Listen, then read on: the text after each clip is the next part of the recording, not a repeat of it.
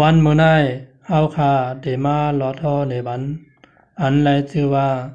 ปัจเจสาวสีเปิงในคะอเหตุปัจจโยอาลัมมนาปัจจโยอาทิปติปัจจโยอานันตราปัจจโยสมานันตราปัจจโยสหจัตตาปัจจโยอัญญมัญญปัจจโยนิสยปัจจโยอุปาณิสยปัจจโยปุเรสัตตาปัจจโย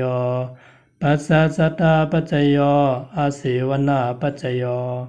กัมมาปัจจโยวิปากาปัจจโยอาหาราปัจจโยอินทรียปัจจโยสานาปัจจโยมัคคะปัจจโยสัมปายุตตาปัจจโยวิปายุตตาปัจจโยอาทิปัจจโยนาทิปัจจโยวิคตาปัจจโยอวิคตาปัจจโยติสาธุสาธุสาธุเป็นอันสุดเดียวขาที่นายกขาอ๋อกำลึงสุด